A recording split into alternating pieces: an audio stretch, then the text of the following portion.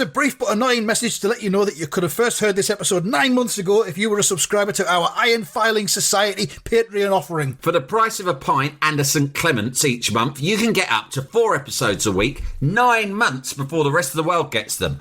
Early access to regular episodes, lots of other marvellous benefits, and there's absolutely no adverts or brief but annoying messages like this that will get right on your ticks. Find out more and subscribe now at tftimemachine.com/ironfilings. Here we go, here we go, here we go, here we go, this is it! This is Top Flight Time Machine. I am Andy Hotbody Dawson. Pow, pow, pow. I'm Sam Nifty Delaney, so what? Well, come along. We're going to do some more life logistics today because we got such a great response from the IFS subscribers with all their problems, and we didn't manage to get through them over the last couple of weeks, so there's still some more to do. Hopefully we'll get through all of them, but there was a big list of about 30, so we'll probably get through about 2 maybe. First one, Brian Walsh says, I'm sick of wet shaving, thinking of getting an electric shaver. Any suggestions, or am I just getting lazy in my twilight years? Well, I don't know. I've dabbled in electric shavers in the past and I don't care for them, to be honest. No, you don't feel clean, but it depends where you're at with your facial hair situation. So for years I was more or less, I was 90% of the time a clean shaven guy. Right. And this year I've started to leave more stubble on. And when you leave, you used to be in offices and have meetings and that's stuff, true. Didn't you? So you kind of need to be that kind of guy. That's Sam true. Yeah. On the scene. Sometimes on the telly, and they put the powder on your face, don't they? And that's more difficult, I think, with the... Do they shave you before you go on the telly? No, but, is that available? Well, I don't know, because I never turned up to a TV appearance other than clean shave, but I maybe should have given it a go. But what I like about wet shaving is that it gives you a freshness, doesn't it? It makes you feel aerodynamic, right? Yeah. But now... I like a little bit of stubble, and I did buy a trimmer because what I realised was if you like a bit of stubble, your options if you wet shave is it's all or nothing. You're either totally hairy or you're totally clean shaved. So earlier this year I invested in off of Amazon a not particularly expensive trimmer, and now you do get a nice halfway where it's feeling a bit too itchy and irritating. You can trim it down without going the whole hog. And partly as a bald man, that's one of the reasons I do it, is that sometimes when your whole face and your head is totally bald, you just look and you think you think I'm a fucking egg. There is no fucking distinction in anything in my. So that's my policy. But personally, if you like to be properly shaved, then there is no point. Then an electric shaver, it's not. I don't know. I just don't. I think it's unpleasant. I think you got to stick with the. I do one of these. Harry's the mail the thing where your blades arrive every month in the post. It's quite cost effective. Well, I'm on exactly the same page as you, Sam. I've been using just a beard trimmer for years because I used to do wet shaves every few days. Yeah. And then I started doing the beard trimmer thing because I'm lazy and it's easier. Yeah. And like you see, it just takes you down just to an acceptable level of stubble, which then grows again a few days later. Yeah. Do it all again. But once I started doing that, I found that once I did a wet shave, I looked naked. Yeah. Yeah. With the completely shaven face, I looked wrong, like a baby's arse. Baby's arse. Yeah. And I wet shave my head.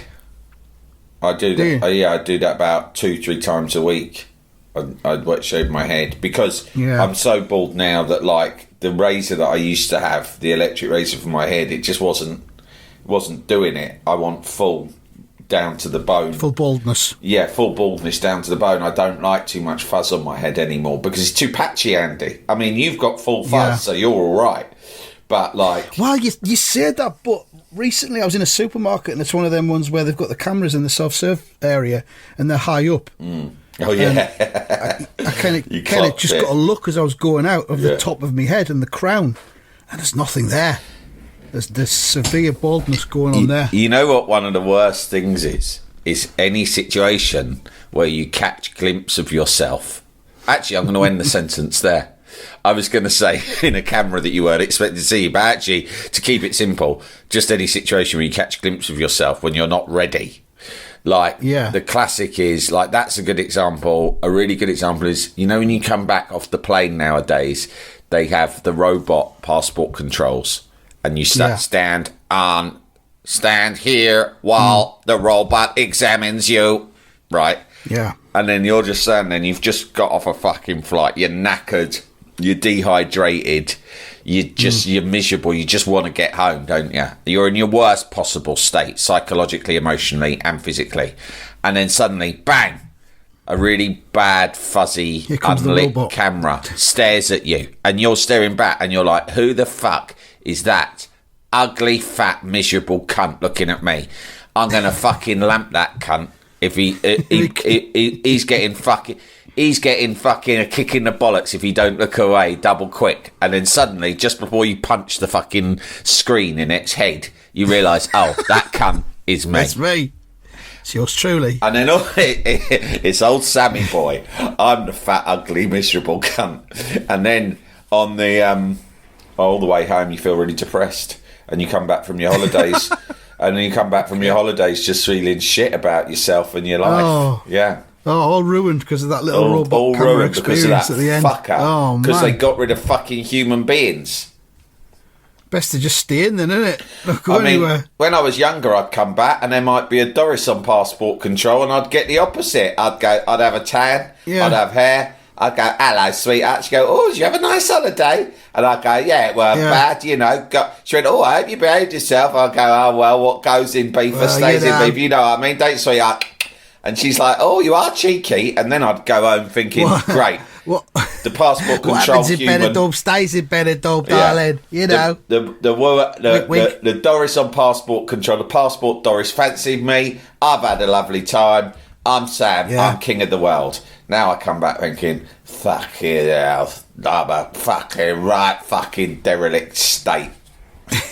I need a holiday to get over that last one. Oh, man. We got really surly passport stuff at Newcastle, generally. Hey, what do you want? I want to come back in the country. Oh, I bet you fucking do. And use our NHS and get up to the top of the housing list, I suppose. Get free mobile phone, free house. Is that what it is? Well, I'm from Sunderland. Oh, you're from Sunderland. Yeah, but where are you really from? Sunderland. Is that what they told you to say, is it? Where are your fucking parents from and your grandparents? Sunderland. Yeah. You've been well fucking versed. You probably got one of them lefty immigration lawyers working for you. Lefty lawyers.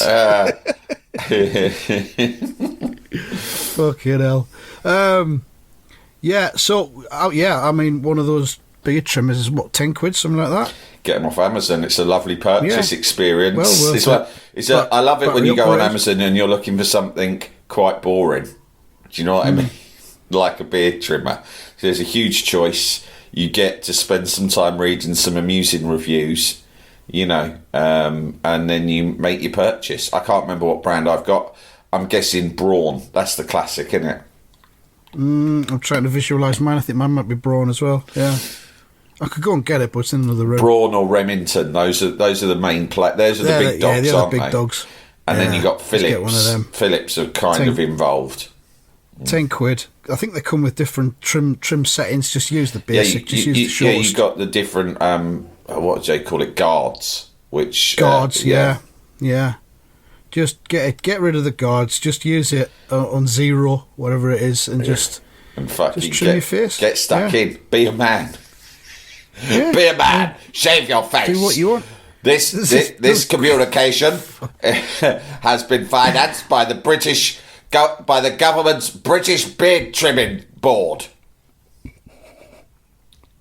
The Nazis are defeated, but now we must rebuild a better Britain, a clean-shaven Britain. How can your wife and children respect you if you have a stubbly boat race? Be a man, shave your face, and let's rebuild Britain together. That's the kind of thing that's going on at the minute, and it's desperately trying to rebuild Britain. Well, who broke it? You did, you cunts.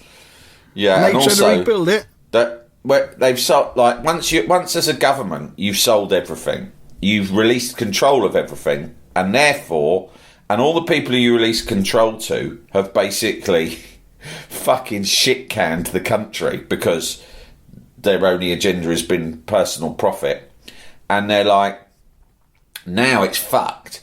And, you know, you told us, oh, don't worry, the market will look after things because the market will always do what's best. The market king. doesn't do what's best. So now it's fucked. And now they keep saying, rebuild, rebuild. The government don't have any ability to rebuild, even if they knew how, which they don't because they're incompetent cunts, right? Yeah. But even if they fucking had a plan, how do you enact it when you've released control of every significant fucking public body and institution and most of the fucking money, right? Because everyone ransack it. you sold the whole fucking country off. So now even if someone comes up with a great idea, short of some massive renationalisation campaign or a load of new legislation which should take years, they can't fucking do anything. So they can get up and go, let's rebuild Britain. But what do they actually mean? What do they actually mean by rebuild Britain? It goes back to this bullshit stuff that David Cameron went on about big society, where he's basically saying, right, as the government, we're fucking washing our hands of all you cunts. But you know what would be really helpful? If you lot started doing cake sales and stuff like that. Bit litter picking. Yeah, because Yeah. if you do that, then that might make it a little bit better. I don't know, but you're on your own. I'll have a nice time. You're on your Like own, summer frankly. fair every week. It's Yeah, like they're when the good. fucking school get the fucking PTA to do everything. There's only so much the PTA Yeah. can do, you cunts. You do a cake sale, maybe a jumble sale, and we'll organise a police dog display team. Yeah, How's that sound? and we will lay Quick that on one. for free. And David Cameron was all like, and I tell you what else, like, don't get too excited because it's not 100% confirmed. It's 99% confirmed.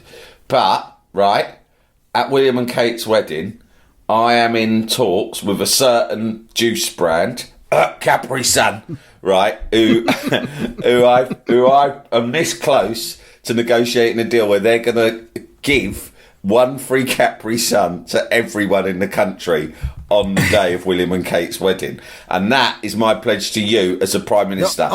But it's not definite. Hang on, it's going to be one per household. One by but it's household. still not confirmed. And we're working on it. We've got to dot the I's and cross the T's. So don't, things like this can change. It just takes one phone call to change everything.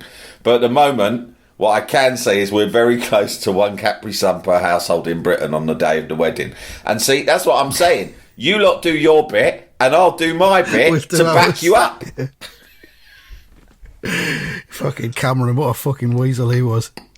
Fuck me. We got another shaving related query. We might as well get out of the way before we move on to anything else. Assad Beresh says, shall I shave my head? I'm 38 and 5/12 with decent hair, but what I perceive to be an expanding forehead. I don't want to be one of those cunts with a quiff that sticks out the top centre of my head, or shall I treasure the hair I have? It doesn't sound like it's a crisis situation yet for Assad. No. But if he's thinking about it, if it's preying on his mind, then it might be worth shaving Yeah, it. Just do a shave just to try it out. Try it out. Do Don't it well. like It's it. perfect time of year for it. You're going on holiday. Shave your head, and then you're away from a lot of people. So if you don't like the way it looks, it's fine because you're abroad, where usual rules don't apply. And make sure you're in a country though where it's legal to have a fully shaved head, and it isn't an affront to their religious beliefs. I think there are certain countries where you might, if you go fully shaved, I don't know. Next thing you know, you could be being stoned to death. But make sure that as long as it's culturally acceptable where you are, have a go. If you're on a 2-week holiday, more's the better. Doesn't work out, go back to your usual style. But what I would say is that if you're thinking about shaving your head, then chances are you deep down want to shave your head. There's an issue. You know deep down that it's time to do it. You don't consider if these you're worried radical about things unless you've been driven to them by a little voice inside saying, "Mate, get this sorted." I often say I wish I'd got taken the plunge a little bit earlier. But it takes we've talked about this before. There's a big mental health, self-esteem you know, self-respect, the self-everything. You know, there's a lot of insecurities and mental health issues surrounding a balding man. Massively. I think there's a big crossover between premature baldness and, let's say, toxicity in men. Yeah. You get a lot of men who commit heinous crimes at a young age, like in their 20s, and then you look at them and you go, prematurely bald. Well, look at Lex Luthor. That's what triggered it. Like what? Lex Luthor, the baddie from Superman. Lex Luthor. Was he in his 20s? Well, if you look at, I think it's Smallville, which is the one about... It's the one about Superman when he was a teenager. Never looked at Smallville. I can't keep up with all of them. I know, there's a million different franchises. I don't think I've watched much of it, but the other day I was scrolling Facebook and I get a lot of... I think because of my interest in Star Wars, right, I get a lot of like nerd Facebook accounts popping up on my feed, right? And it will go like, hey, take a look at this, you nerdy virgin cunt. We've heard you're a virgin. That means you probably like Superman, right? Right, and it said, here are all the Lex Luthors. I love Gene Hackman's Lex Luthor in the Christopher Reeve Superman films. I think he's like absolutely sensational. Yeah. And I was thinking... Yeah, once you've seen that, where do you go from there? Yeah, exactly. He's just the best, isn't he? And but they showed this one from Smallville, which I think is teen Superman. And he's at weirdly, he's hanging around in their high school with them. And he's as bald as a cunt then. So what made him become, you know, the world's greatest criminal mind? Well, I think it tallies with the Dawson theory on premature baldness. Well, the most recent example was when Andrew Tate was incarcerated and then he got out, or he was posting videos from inside his... Well, he wasn't in prison, he was in like home arrest or something, wasn't he? Yeah. House arrest. And normally his head's very, very shaven, to the bone almost. Yeah. But for whatever reason he hadn't been shaving it, and there was just like big bald patches at the front and so little tufts and stuff. Yeah. And just thought, there you go, that's what's at the crux of it all. That's why he's like he is. That's why he's got a problem with people with electric toothbrushes, says they're limp-wristed. Because he hasn't got any hair. I tell you what though, like, obviously we're very anti-Andrew Tate in every way, but the more I think about what he said about electric toothbrushes, I mean, and just to say, I'm an electric toothbrush user. I have been for many, many years, right? Oh no. Many years. It hasn't worked on you, has it? But what he said, I sort of thought it is quite lazy of me to use an electric toothbrush. Uh-oh. But the dentists do say it's much better, so he obviously hasn't been... Fuck knows what his He'll move on to dentists next week, probably. He'll have something to say about dentists. No doubt. It's part of a bigger picture. Jalapeño. So, I said, give it a go, shave it, see what you think. You probably have the luxury of being able to let it grow back. And the thing is, nowadays as well, like back in the day, a clean-shaven head was less common, and it had certain connotations. Like people thought, you know, it was like a hooligan thing to have a lot of the time. People, it's a bit severe. They used to say that, didn't they? It was a bit severe to have a fully shaven head, whereas now it's so commonplace. Like that. Well, we only used to see it on the skinheads, didn't we? The skinheads, men exactly. would just go bald gracefully. Well, my dad, like, you know, had the same baldness as me and my brothers, and actually both my granddads were fucking bald as well. So I had no hope whatsoever, right? But my dad in the 80s, he obviously in the 80s, if you had a totally shaved head, that was full like, you're a skinhead. Right, you're a skinhead. You're a threat to society. That wasn't my dad's vibe at all in the 80s. He was going for the yuppie vibe, right? In the 80s, he was like, you know, he was fucking in his imperial era, right? And, you know, as I've said before, my dad always wears a suit and tie, like literally always. Even if you try and turn up at his house and surprise the cunt, he'll answer the door in a suit and tie, right?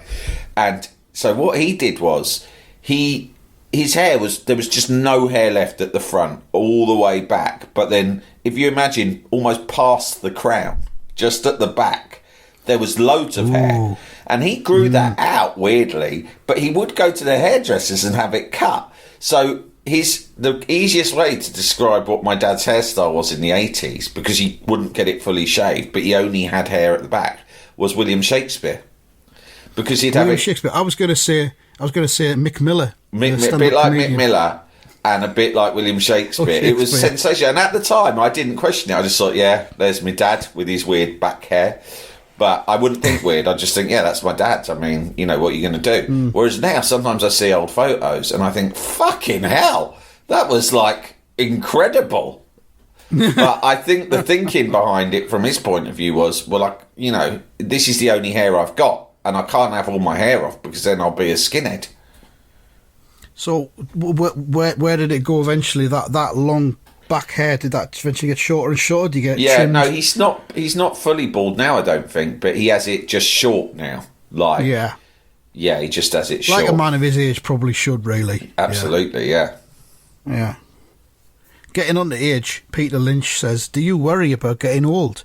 I am a similar age to Andy, and I have started making involuntary noises when I do basic functions like putting socks on.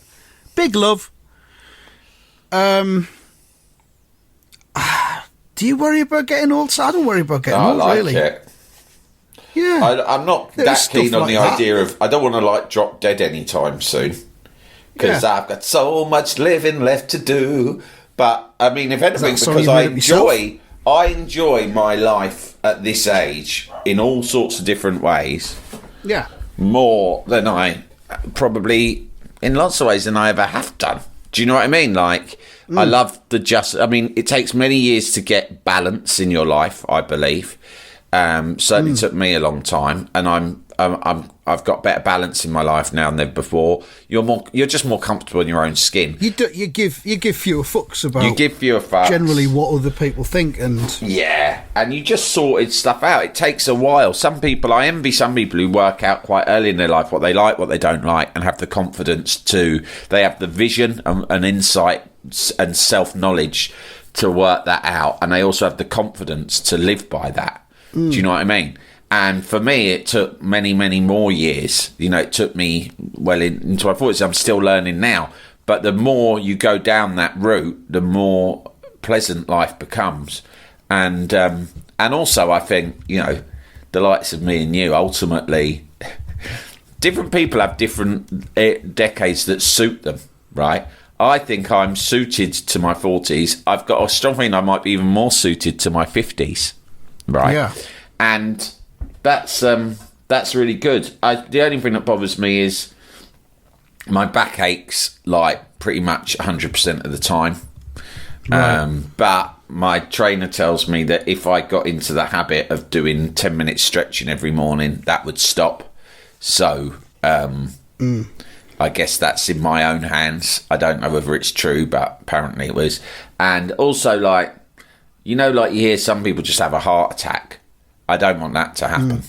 But other than that, I'm delighted at being old. And, you know, even you see your kids growing up and that, it's true what they say, that does happen quickly. You can't believe how quick they're growing up. But at the same time, that's a laugh too, because, you know, the old version of your kid goes and you lose some of the things that you liked about. But then a new version of your kid emerges that's a right laugh in some new way. Yeah. I get really angry at how fast it goes. What with the kids? I'm really pissed off at that. I'm quite happy at being the age that I am, and like you were saying, not giving a fuck. It's like you think back to your 20s.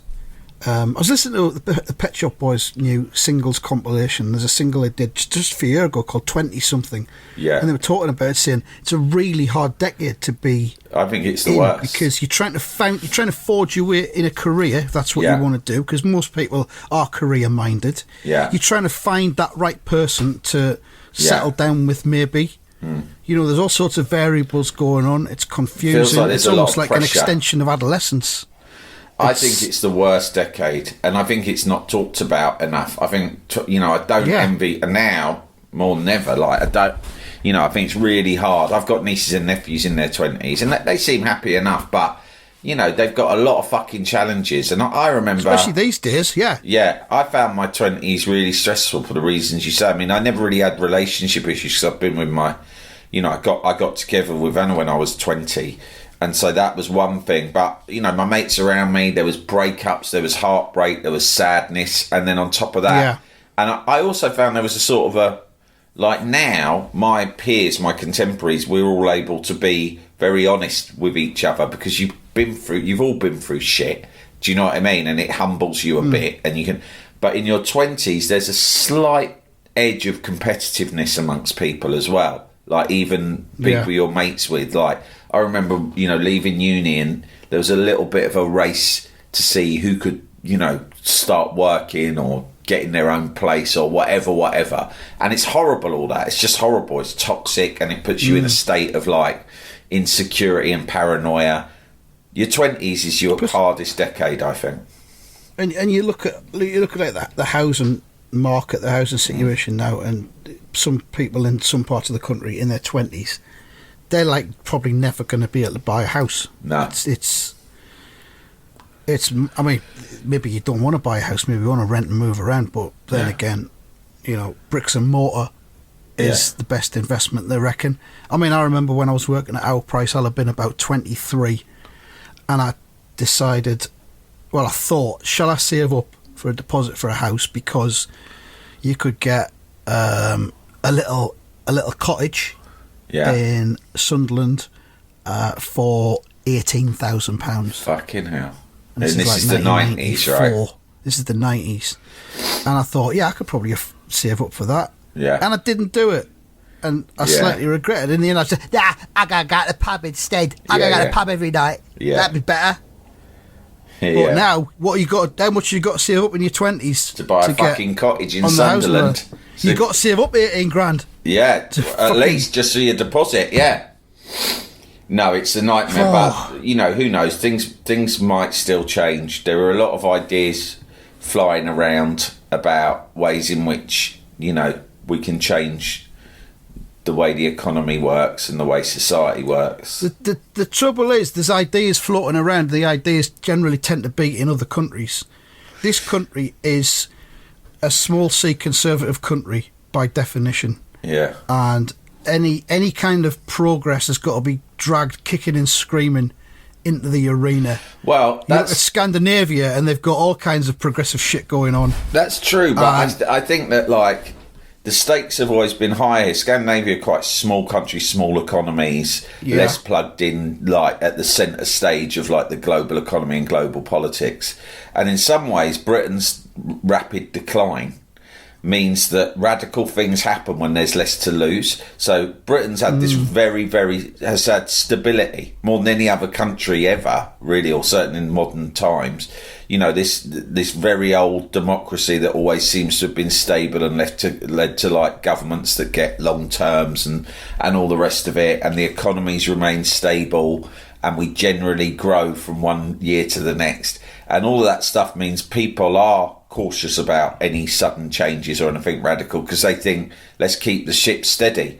But if you think, the last big radical change in this country was when Thatcher came in, and that was because in the 70s we were fucked. We were on our knees, the poor man of Europe, right?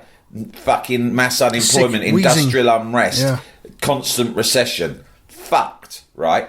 And so in 1979 the British public thought, fuck this, what have we got to lose? Do you know what I mean? We'll vote for someone who's going to totally fucking carve up everything, right? And, you know, we're paying the price for that now. But, you know, we're in a situation like that now. And also, Brexit was an extremely radical thing for the British government to do. That's what, for the British people to do. I never thought that the British people would vote for Brexit for the exact reasons that you just said. The British public never do anything radical. And it was pretty radical to vote to leave the European Union. Said, exactly. There like was in 79. Exactly, that's what I'm saying. Nothing much to lose. Well, now, we're in a worse position now than we were in 2016. So what I'm saying is, everything is up for grabs. The lower the position you get into, the more scope there is for radical change. And so the further we plummet, and it feels at the moment like we're plummeting further, not on a year by year or month by month, but almost on a week by week basis, right? There is not much hope for anyone, including, crucially, the middle classes, the people who fucking vote in this country, right? everyone's lifestyle is in decline other than the top 0.1%. And therefore, everyone's thinking, there's got to be something fucking better here. We're all ears. What ideas have you got? Right? And that's when radical things happen. And people will go, oh, yeah, but the Labour Party are just the same as the Conservative Party. I mean, look, that might be true, but politics is only one part. It's the most visual and loud part of what we see in terms of the way the world changes, because they're the cunts who are getting up on stage and have a platform to shout about it. But politicians, like I said, they don't have a huge amount of influence anymore. Ideas and change come about in 1,000,001 different ways, not just what happens in the House of Parliament. I mean, I said before, I'm sick of seeing people saying, "Oh, Labour, it's just a Tories, a different colour badge, isn't it?" But like, we're at least a year away from an election. Why the fuck are Labour going to announce a raft of policies in detail right now? It only matters when you're in the run up to the election and the election campaign. They might even drop some shit after they've been elected, if they do get elected. They will, yeah, remember when New Labour got in 97, day 2, I think it was, windfall tax. The thing is, it's like, you're exactly right. If you know anything about the history of elections in this country, you'll know that if you go around grandstanding, especially if you're the Labour Party, right? What you've got, if you're the Labour Party, is not just the Conservative Party, but 90% of the press, right, and the media are on your back. And that's not a conspiracy theory. Look at the press coverage of any election over the last 15, 20 years, right? What they're looking for and they're sniffing for constantly is something to attack the opposition on, particularly if a government is deeply unpopular. Then the only way you can rationally win a election is to make the public more scared of the alternative. So if you announce policies, any policies, if you announce too much or you put any clear blue water between yourself and the incumbents, then you're just setting yourself up for attack. So the shrewdest thing to do from an electoral position is to keep your mouth shut, keep going forward, not say anything particularly different to the government, continue to let the government string themselves up, because you might get a thrill out of it. If you're someone who's starving for radical left-wing ideas, you might get a thrill out of picking up The Guardian and reading Keir Starmer saying, I'm going to renationalise all the utilities, right? But actually, that's just words. That's just something he said. And it might cheer his core support who will vote for him either way. But actually, it won't do anything other than make the chance of him losing the next election even greater. So say nothing, people are going to vote Labour anyway, get in, and people all the way through when between 94 when Blair became leader and 97 when he got elected, all we heard, didn't we, was, oh, they're just same as Tories, won't make any difference to me. I remember my father-in-law, who's Hungarian, saying, well, I'll vote, and he'd always been a sort of a left-wing guy, and he went, well, I've still got a vote in England, but I'll vote for the Conservatives this time. And I said, why? You've never voted Conservative in your life? He went, well, both parties are exactly the same, so I might as well vote with my pocket and the Tories will tax less, right? And he was saying it to goad me because he knew that I was, a Labour supporter. But what people, and they'll look back now and they'll go, what, Blair was just a Tory. The investment in the fucking welfare state, in social services, hospitals, schools and everything else, getting single mums back to work, right? The investment in all of that fucking boomed for 13 years and made a tangible difference to ordinary working people and gave them an opportunity to work, to have dignity, to buy property, to have proper education for their kids, to have dignified healthcare.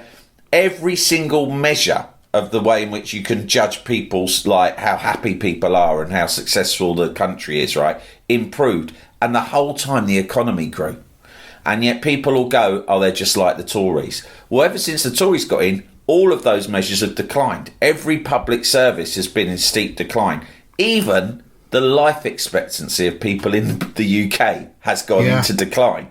So anyone who says, oh, they're all the same, Blair was a Tory, all right, with that, it's not like any Tory I've ever fucking seen, right?